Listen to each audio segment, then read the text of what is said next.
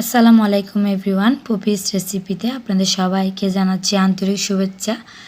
আমি এতদিন আপনাদেরকে একটা অথবা দুটো ডিম দিয়ে পুডিং তৈরি করে দেখিয়েছি। আজকে আমি আপনাদের সাথে শেয়ার করব 7টা ডিম দিয়ে পুডিং তৈরির রেসিপিটা। আশা করব ভিডিওটা আপনাদের কাছে ভালো লাগবে।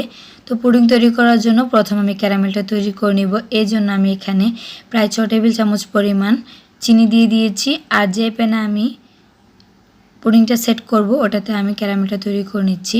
ক্যারামেলটা চুলায় দেওয়ার পর চুলার আঁচটা কিন্তু মিডিয়াম আঁচে রাখতে হবে।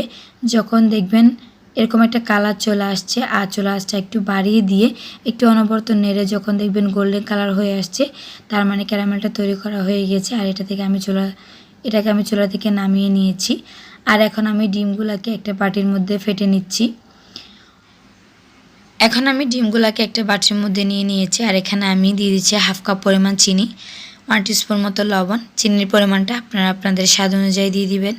আর আমি এখানে লবণ দিয়ে দিয়েছি স্বাদের ব্যালেন্সের জন্য।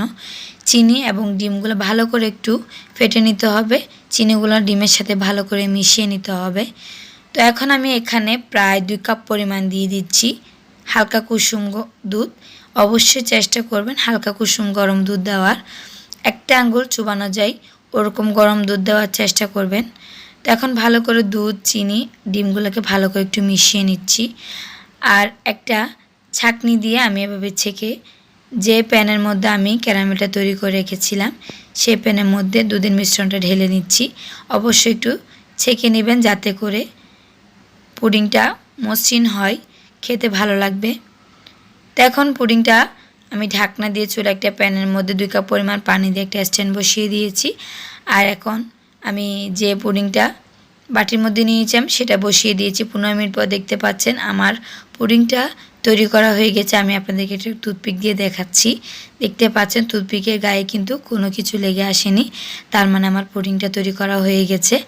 আর আমি এগুলোকে 10 মিনিট একটু ঠান্ডা করে নিয়েছি। এরপর একটা ছুরি দিয়ে চারপাশটা একটু ঘুরিয়ে রাউন্ড করে নিচ্ছি যাতে করে পুডিংটা সহজে উঠে আসে। তো আমি এখন একটা প্লেটের মধ্যে উঠিয়ে নিয়েছি। দেখতে পাচ্ছেন কালারটা কিন্তু খুবই জুসি হয়েছে। আর আপনারা চাইলে খুব সহজভাবে এটা তৈরি করে নিতে পারবেন। যারা এখনও পর্যন্ত পুডিং তৈরি করেননি আশা রাখবো তৈরি করবেন। তো আমার আজকের ভিডিওটা যদি ভালো লাগে তাহলে অবশ্যই সবাই শেয়ার করবেন, আমার চ্যানেল সাবস্ক্রাইব করবেন। আল্লাহ হাফেজ।